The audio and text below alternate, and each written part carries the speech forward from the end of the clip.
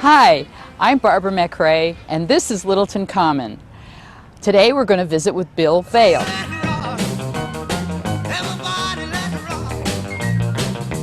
You've heard about rock and roll, rock of ages, rock around the clock, the Rockettes, and rock solid. Well, this show is going to be all about rocks. Today we're a stone's throw away from Littleton Common with Bill Vales. And Bill is a member of the Nashoba Valley Mineral Society and also an avid rock collector. And Bill is going to show us things around Littleton that may surprise you. So hi, Bill. Hi, Barbara. How are you? Good. How did you, when did you start this hobby of yours? Barbara, I've always been interested in the environment and things outside. When I was finishing up my degree in computer science, I needed an elective, so I took a geology course. And after taking that first course, I was hooked. So I finished out my degree taking numerous geology courses, then went on some field work, some schools that were sponsored by UNH and Cornell to do some field work, and took a couple trips down the Grand Canyon with the geology department of Worcester College in Worcester, Ohio, with my wife Carol, and I'm just hooked on it, absolutely hooked on it. Yeah, well, some people might go out there and say, oh yeah, well, one rock looks like the other, but you're saying that they're not alike. That's correct. However, from a distance, all rocks may look very similar, but when you consider things like how they've been formed, what they're made up of, how they got to where they are, all those are differences that need to be considered, and each of those differences tells a story about how the rocks were made. Yeah. And how they got there. And you were telling me that when I say rocks, you say, well, let's talk about minerals and rocks. So that makes a difference there, I guess. There are definitely differences in rocks. Some of the differences are what the rocks are made out of, how they were formed, how they got to the positions that we see them in. All of those attributes tell us a story about the environment and about those rocks in particular. Mm-hmm. And so what is the difference? Minerals, rocks, what? There are differences between minerals and rocks. Typically, a rock is made up of a collection of minerals. Okay? And this is a rock? And this is a rock. And what we see with this rock is we see that this is made up of several different minerals. We see a lot of tourmaline. That's what this black is that we see all through here. This is tourmaline, which is a mineral. Then we also see mica here. The shiny mineral that we see is mica. A lot of times mica appears in what's called a book, okay? And a book meaning that the mica has a pattern of what's called foliation, that the sheets of mica arranged like the pages of a book. Okay. And that's why they call it a book of mica. Mica is a mineral. Oh. Okay. So in this rock, we see tourmaline, which is a mineral. We see mica, which is a mineral. The white, some of the white is what's called feldspar, which is a mineral. There's also some quartz here, this lighter color. Here is quartz, which is also a mineral. Mm-hmm. And if we look a little further on this, we'll see traces of garnet, which is some red that we'll see throughout here, which is garnet. So we have a collection of minerals which make up a rock. Okay, interesting. Well, Littleton is teeming with interesting geology. This is what you've taught me. And you took me on a field trip of Prouty Woods, Long Lake, and Oak Hill. And you wanted to tell me a story about how parts of Littleton originated off the coast of Africa and traveled here between, 49 and 300 million years ago? And We looked at some rocks that told parts of this story, and we also talked about the more recent Ice Age, which ended in 12,000 to 15,000 years ago, and has shaped the landscape that we see today. So apparently the rocks tell the story. Indeed they do, Barbara. The Oak Hill, Prouty Woods, and Long Lake on our trip through Littleton represented some Ice Age features. Those were the more recent features that we really see today. Long Lake is what's considered a kettle pond. Oh, yeah. Okay, and a kettle pond is formed. You have to remember that about 15,000, 20,000 years ago, this area was covered with ice. Ice that was about 1 mile thick. And the ice had been here for many tens of thousands of years. As that ice started to recede or melt,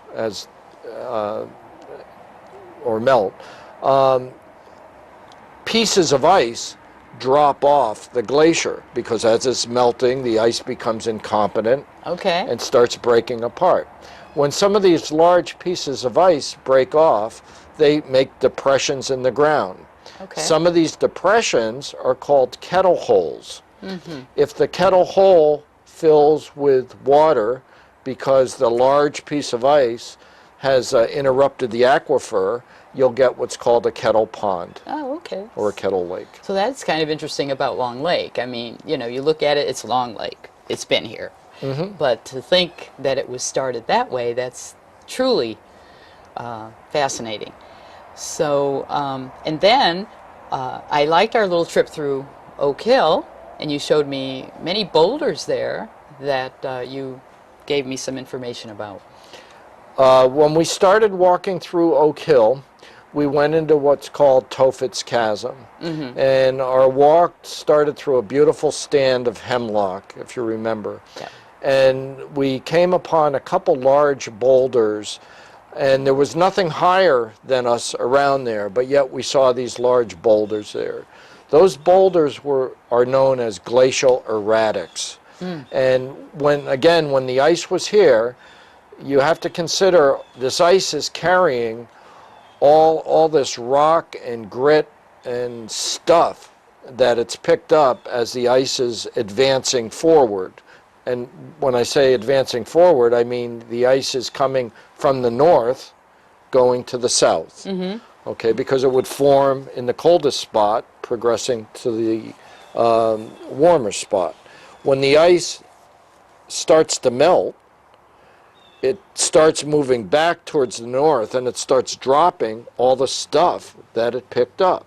And some of the stuff that it picked up are boulders that are known as erratics, erratic boulders.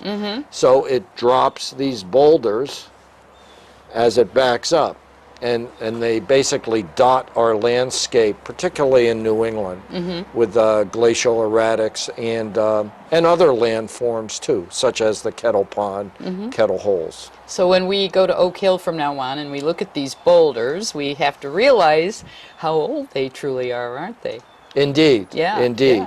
And not only are they old, but you need to consider how they traveled there, how they got there. Exactly, exactly. That's too much.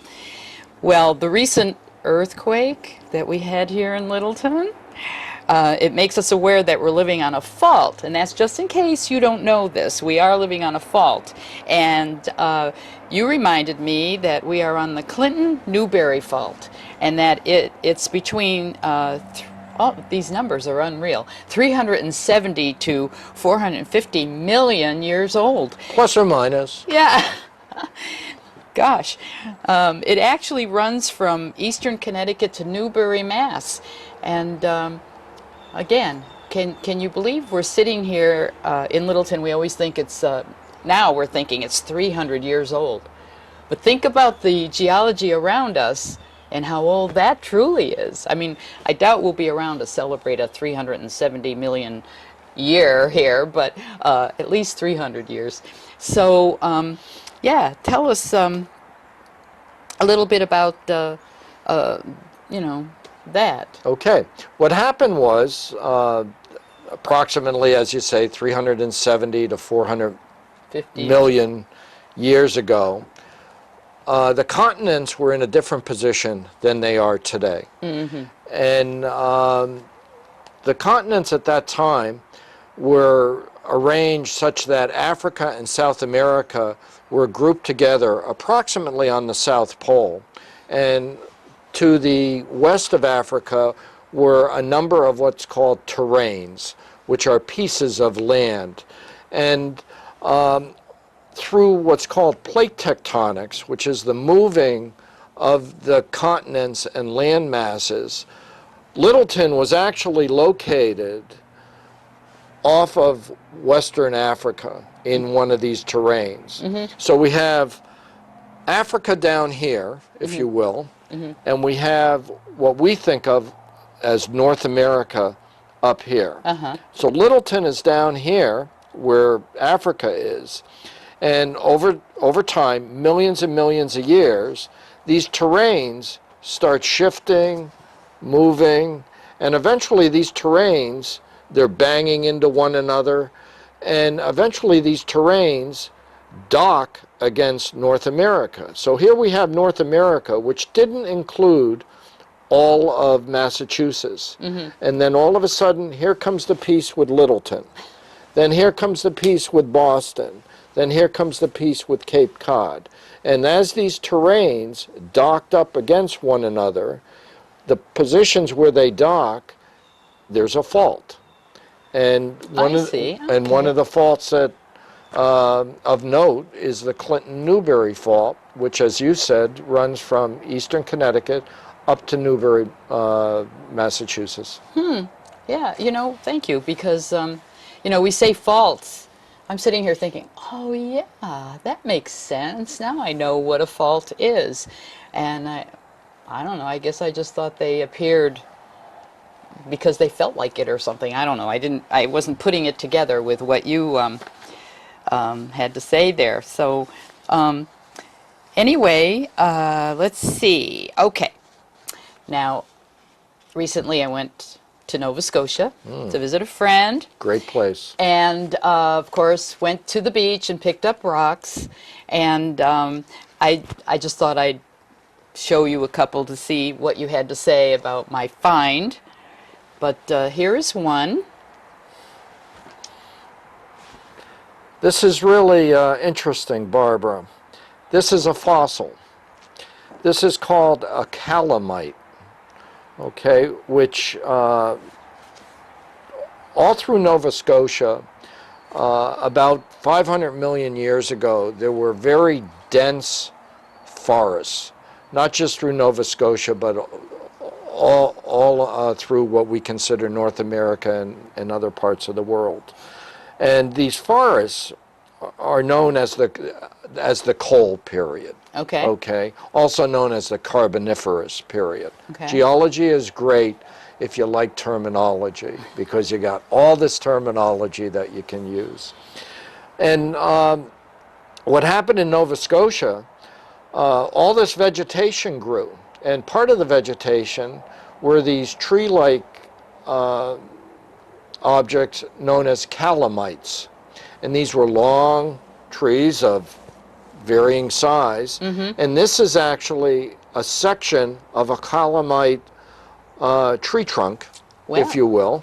And you can see the bark-like fossilization on that. And that's what that is. So that's a great find. Oh, good, good. Can I keep it? No. No.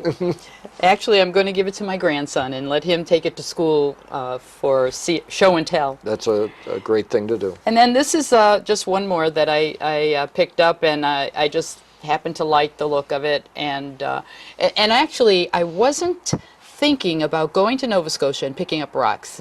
I went to visit my friend, but because you and I had already talked about, the geology around us, now I'm looking at every single rock I see. Perfect. And, of course, when you go to the beaches there, you're going to see a lot of rocks. But I did pick up just a couple, and I thought I'd bring them back to you and see if I had a good start. You know, there's no such thing as a bad rock. So if a rock strikes your interest, that's great, because every rock has a story to tell. What really interests me looking at this rock is these pretty significant streaks of red in here. At first glance, I would say that this looks like it's pretty significant over here, if you look. That this is quartz, but there appears to be a lot of garnet in here. And that too is a great find. Oh, that good. has some pretty significant garnet in it. Good. That's great. Okay, the serious collector needs special tools when they go out there. But what about someone like myself who's going with my grandson, you know, so that he can get something for a school project? What would we take with us? The first item that you would need is an understanding of the land that you're going to collect off of. You have to make sure that you're allowed to collect on it, and that you have the proper permissions in place. Okay. That's the first thing. Okay, but that would be mostly if it's private property and stuff, wouldn't it? I mean, like if we were going to the beach or, you know, just in a field. Correct, but you would also need to be conscious of going to conservation land. Okay. Whatever rules they have in place there, national parks, whatever rules are in place there. So you need to be aware of that. Right. Now, once you understand that, what you need is curiosity and you need enthusiasm. And really with those two things, you can go out and have a great time. To go a little further, what I would suggest is bringing some magnification, such as this. Okay. So when you find something interesting, you can look at it up close, see what's in it, what it may be made of. You should bring a notebook, keep some notes. where we were, and Where you were, and anything relevant to your trip. Okay. A camera, of course, to take a picture of something that you find interesting. Okay. Those would be the essential things. Oh, and a bucket. Oh, If you're yeah. collecting something, That's bring right. a bucket. I can't tell you how many times I've been out without a bag or without a bucket, and I always say I got to bring a bucket. Okay. So Yeah. bring a bucket. So, what about these other tools that you have there? Well, if you're going to do a little more serious collecting where specimens may be still in place, you have to use some persuasion to get them out. Okay. And a lot of times the persuasion comes in the form of rock hammers, chisels of this type. All right. And always make sure you have eye protection. Absolutely important to have eye protection. And if you're working in any place with overhanging rocks, you need to be very conscious of the position of rocks. And sometimes it's even good to have a hard hat on. Oh, okay. But generally, when you're out in the open, those things aren't needed. All right. Now, when you get back into the lab or your home, and you want to further examine what may be beyond the story of the rock, is you can use what's called a scratch test. And what happens is with every mineral, minerals have different attributes. They have the color, as you see in this mineral, the color is orange.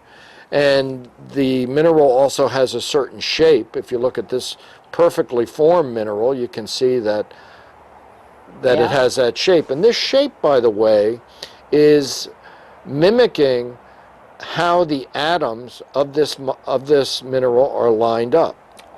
And when a mineral gets to grow in a position where it's not being flattened by something, where it gets to grow, the shape of the crystal, also known as the habit of the crystal, mimics the arrangement of the atoms. Okay. Okay, and this is a good shape of this. So you would have extra tools, then, especially if you're serious about collecting, you'd have tools like Absolutely. this. This is called a scratch test kit. And different rocks have a different affinity for being scratched. Okay. We always think of diamonds being one of the hardest things, Yeah. and talc being one of the softest things. If you have any question on what you think a rock is, and you think that knowing the hardness of the rock will help you determine that, you use these scratch tools. Okay. And each of these have a different hardness, and based on whether or not this scratches the specimen or not, will tell you something about what the rock is, or the mineral is. Now, one other thing that you can use is also a ultraviolet light. This is when you really get into it heavy. A lot of rocks have the attribute that under ultraviolet light, they fluoresce a different color, and the colors are beautiful. Really? Absolutely beautiful. And you get into a dark room with your rock or mineral specimen, shut the lights off, and put the ultraviolet light on, and hold the specimen under the light. And based on what colors fluoresce, that tells you something about the type of specimen that you're dealing with. So then you need to get books, and Gotta you get need to read them so that you know exactly what you're looking for or what's happening to that rock. Yeah, I can understand that. Rocks, books are great for reference. Yeah. Absolutely. So why don't you tell us a little bit about the Mineralogical Society? I know that you say they started in 1963. And so why don't you tell us, like, you go on field trips, you have members bring samples for discussion, and you can tell us where they meet. Maybe Sure. someone's interested. Sure. The Nashoba Valley Mineralogical Society, as you said, was formed in 1963. We meet on the second Tuesday of every month from September through June. Okay. Okay, and we meet at from 7 o'clock to about 9 o'clock, and that's at the J.V. Fletcher Library in Westford, right on the Common in Westford. And what we do is we have a small membership, and we're looking to grow the membership. And what we are is a collection of people that like rocks, like minerals, like geology. So a typical meeting would consist of we bring in our rock of the month or mineral of the month, and we talk about the specimens that we have. And we may also bring in samples of minerals or rocks that we collected on various field trips. Because another activity that the club often does is we organize field trips to go to various local mines and collecting spots to work in the field collecting stuff, rocks and minerals. So after we collect that, we like to come back and show them off to one another and talk about what it is we found or what it is we think we found. Because it's this is a field that you're always learning, you know, and one of the key resources you have for learning about geology, about minerals, is talking to other people. Right, right. Okay, they're very helpful. Good. Well, you know, there is so much to learn, and we don't have much time. But I think that maybe you can continue sometime with other shows just to, you know, pique the interest of our viewers or people that are interested in collecting. So we'll look forward to you trying to do some of that. And I want to thank you so much for coming. And I hope that you enjoyed the show. I think that if you're interested in collecting rocks, you can find out more about the society, or you can get in touch with Bill. We'll have the addresses there here for you. And why don't you find out a little bit more about it? I think that, I mean, it made me interested. I've been out there. I can't look at a rock in the face again, they're all going to be different to me. But anyway, I do want to thank you all for watching today. And in the meantime, or till next time, don't forget to hug a senior. You know what? We can do it 3 times. We can do it Okay. Part of the significance of coming up here in our geologic history blah, blah, blah, blah, blah, blah. When a hole was filled in, there was a hole that was, I should start over. Yeah. When the ice was melting, I'm going to try to throw a rock down to the bottom of the chasm to see if we can project some sound to give you an idea of the depth of it. So let's give this a try. Here we go. Whoop. I'm going to throw a rock down to see if I can reach the bottom of the chasm and cause some noise to give you a sense. Here we go. I couldn't hit that tree. I've hit it twice now. You've heard about rock and roll, rock around the clock, the Rockettes, rock of... Ages? That's what I wanted to say.